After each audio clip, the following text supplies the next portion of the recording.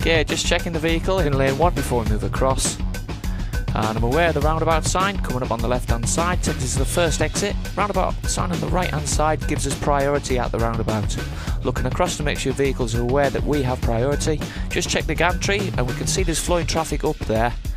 So we're checking the distance from the vehicle up ahead of us and we're preparing to exit left. Just a quick look in the right mirror to make sure there's nobody else trying to exit with us or beat us to the exit.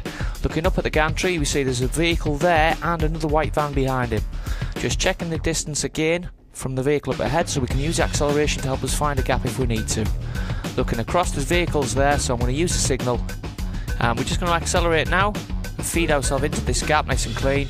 Regulate the distance from the vehicle up ahead by dropping back. We're being aware of anything coming up very quick before we move into lane 2. You can see the bikes behind us at the moment and accelerating away.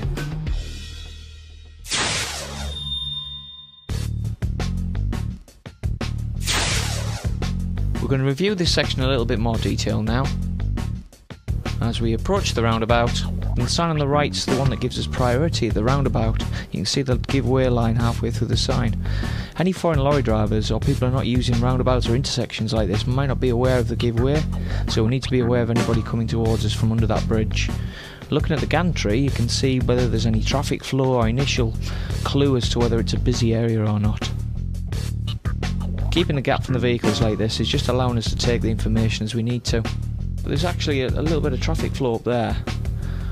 We're holding back from the vehicle again, using this nice following distance to allow us that time just to decide on things, and you can see there's quite a bit of traffic flow up there. So we're going to have to use a little bit of acceleration to get in.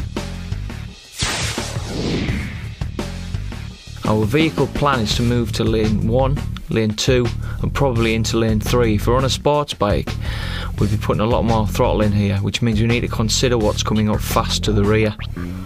So if something is in lane 3 making good progress, it's going to catch us up very quickly and probably be in the line of my escape route from any traffic. So I need to consider exactly what's going on around us and coming up fast.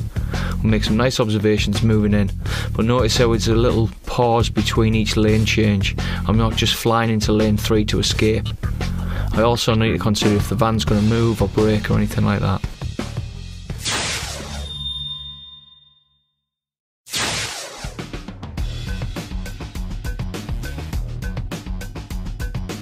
Just being aware of the junction on the left hand side as I approach, just in case the driver lets someone out. You can take the opportunity to gently tickle through at the moment. Again, resting behind the truck, so I'm as far as I would have been if the lights didn't catch me.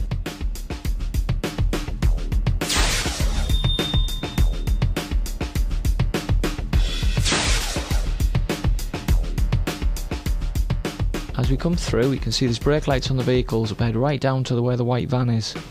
Now there appears to be a gap in front of the white van, and the fact he has brake lights on indicates that he's not going to close that gap up, he's going to let the vehicle out on the left hand side.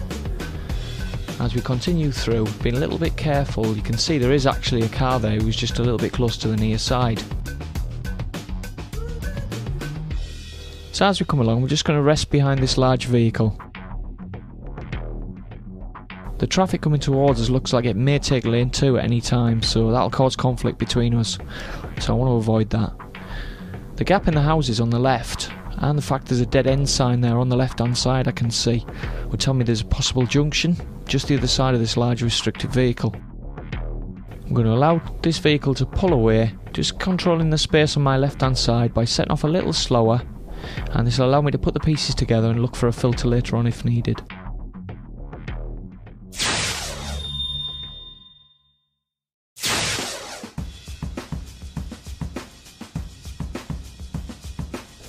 Just going to check the mirrors and drop way back. And start to see the truck's mirror now on the right hand side.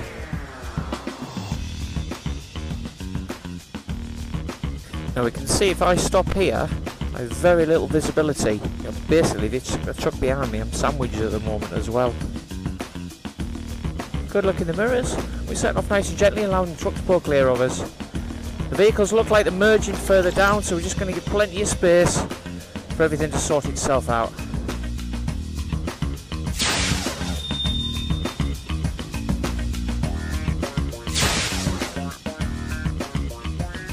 As we drop in behind the truck, we're going to look at a common mistake most riders will make. See, from a following distance like this, it's very hard to see the road round and up ahead. It's hard to regulate what's going on to the rear.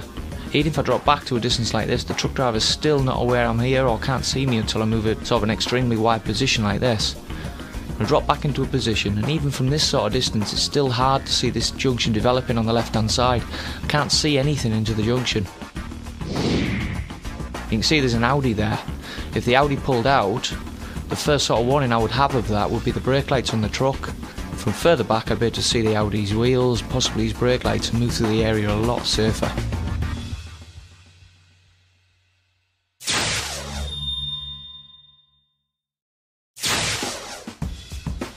He's watching the pedal bike now. He's going to move slightly wider for his parked vehicles. I'm going to avoid the drain while I can. And just filter at the middle. Okay, avoiding the filter at the moment, because the traffic's going to set off and some of them can move and weave around a little bit. Just working the mirrors as we allow the pedal bike to accelerate us a little bit. Giving him a bit of space. Checking there's no one in lane 2, I'm just going to take lane 2 and accelerate away, watching the silver one just in case she pulls out.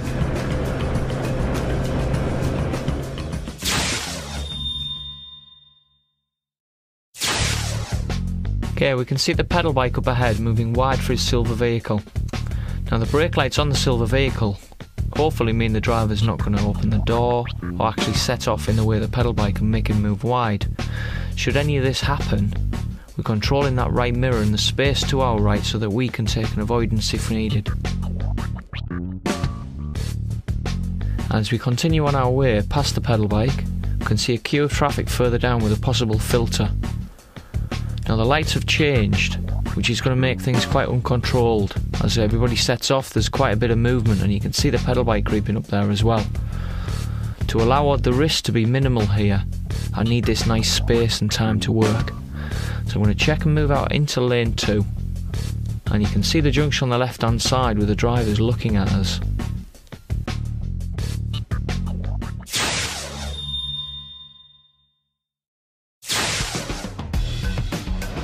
Easing down. Again, a little bit of a possible filter opportunity. And you can see that vehicle's out to the left hand side a little bit more than I could, so I couldn't filter through there. Just keeping an eye on it. Easing through again, watching the pedestrians and the traffic lights further down. Position of the vehicle is still not improved much, and watching another bike a little bit further back as well. And as we're coming up, again allowing the vehicle to pull a little bit further forward, watching the van in lane 1 at the moment.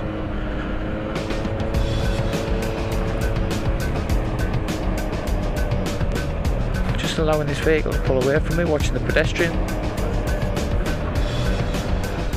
Again, possible opportunity to filter, but the vehicle is still sat narrowing that gap slightly. That looks like a little bit of a better gap.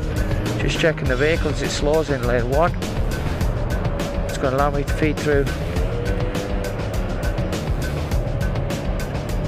Good looking in the mirrors as well, just to clarify what's going on to the rear. Watching for any vehicles in lane 1 that wants to take lane 2 because it's smooth flowing at the moment.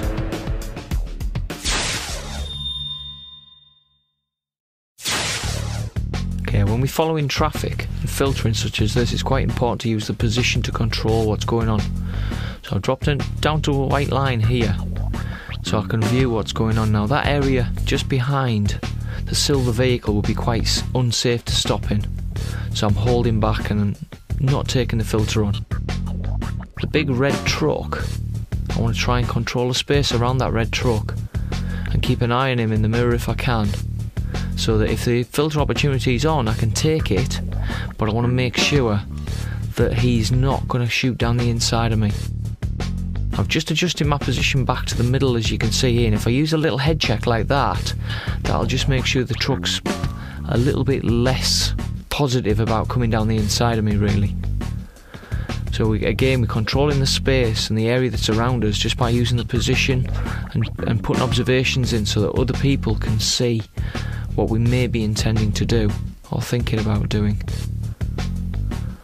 Again, the traffic started moving off and we see brake lights disappearing. So we're not taking this filter on because people will be moving into areas that we can't control, and there's a lot of different speeds between the vehicles.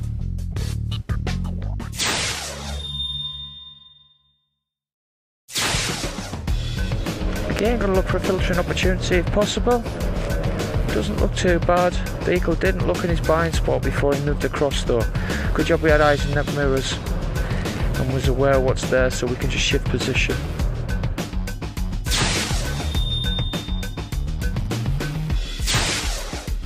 As we come along areas like this, it's important to keep an eye on what's on the right hand side, just in case we need to use that space at any time. With vehicles, sometimes they'll check and move in the mirror, but they won't check the blind spot before they move out. So it's important to control the area around you so that if you need to take space, you can.